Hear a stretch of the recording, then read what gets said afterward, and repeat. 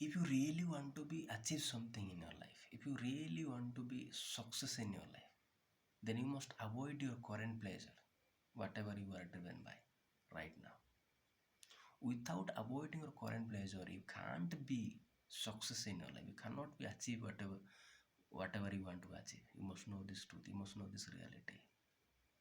ଯଦି ସତରେ ପ୍ରକୃତରେ ଯଦି ଆପଣ କିଛି ଗୋଟେ ମହାନ କାମ କରିବା ପାଇଁ ଚାହୁଁଛନ୍ତି, କିଛି ହାସଲ କରିବା ପାଇଁ ଚାହୁଁଛନ୍ତି, ସଫଳତା ଲଗାଇବା ପାଇଁ ଚାହୁଁଛନ୍ତି, ତାହେଲେ ଏହି ସମୟରେ ଯେଉଁ ମଧ୍ୟ ବର୍ତ୍ତମାନ ସମୟରେ ଯେଉଁ ମଧ୍ୟ ମଜା କରୁଅଛନ୍ତି, ମଜା ପଥରେ ଦାଉଁଅଛନ୍ତି, ଆନନ୍ଦ ପଛରେ ଦାଉଁ, ସେଇ ମଜାକୁ ସେଇ ଆନନ୍ଦକୁ ତ ଛାଡ଼ିବାକୁ ପଡ଼ିବ।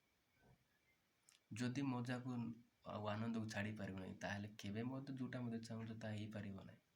କେବେ ମଧ୍ୟ ସଫଳତାକାରୀ ଲୋକ ହେଇପାରିବ ନାହିଁ। ସତ୍ୟକୁ ଜାଣି ରଖନ୍ତୁ।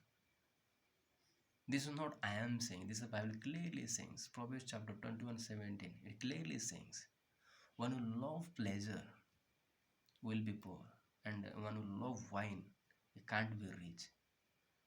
This is the Bible clearly saying. ଏ କଥା ମୁଁ କହୁନାହିଁ, ମଜା ପଛରେ ଚାହିଁବା ଲୋକ କେବେ ସଫଳତା ହେଇପାରିବେ ନାହିଁ ବୋଲି ମୁଁ କହୁନାହିଁ, ବାଇବେଲ କହୁଛି।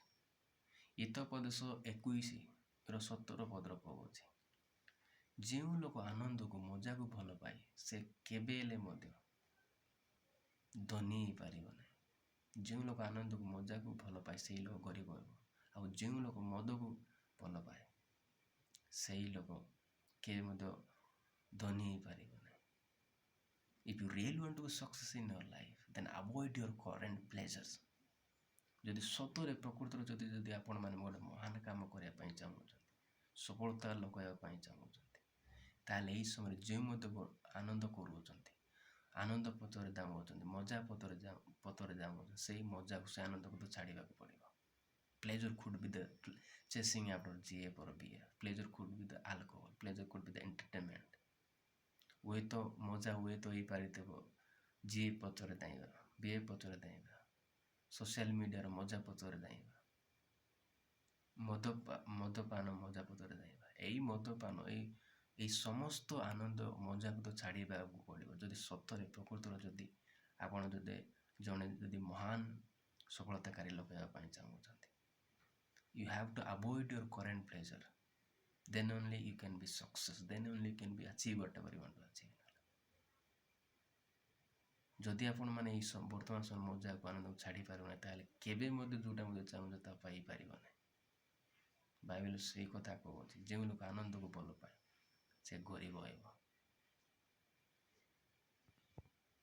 If you really want to be success in your life, if you really want to achieve something great in your life, then avoid your current pleasure.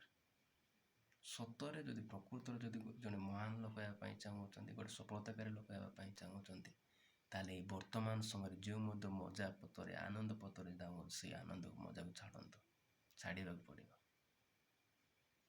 And finally I want to tell you, finally I want to remind you, last ମୁଁ କହିବା ପାଇଁ ଚାହୁଁଛି, ମନେ ପକାଇ ଦେବା ପାଇଁ ଚାହୁଁଛି, knowing the truth or having the knowledge will not change your life. You must know this truth.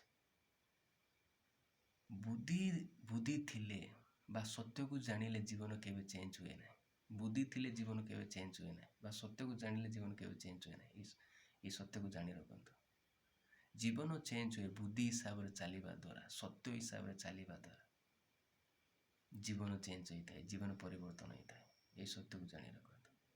Having the knowledge and knowing the truth does not bring prosperity in your life, does not bring change in your life, does not bring growth in your life. You must know this truth. This is what I am telling you. ସତ୍ୟକୁ ଜାଣିବା ଦ୍ୱାରା, ବୁଦ୍ଧି ଥିବା ଦ୍ୱାରା ଜୀବନ change ହୁଏ ନାହିଁ, ଜୀବନ ପରିବର୍ତ୍ତନ ହୁଏ ନାହିଁ। ସତ୍ୟକୁ ଜାଣି ରଖନ୍ତୁ। ମୁଁ ଏତିକି କହିବା ପାଇଁ ଚାହୁଁଛି। ମୁଁ ପୁଣି ଥରେ ଆପଣଙ୍କୁ ମନେ ପକାଇ ଦେବା ପାଇଁ ଚାହୁଁଛି, if you really want to be success in your life, if you really want to achieve something great in your life, then avoid your current pleasures.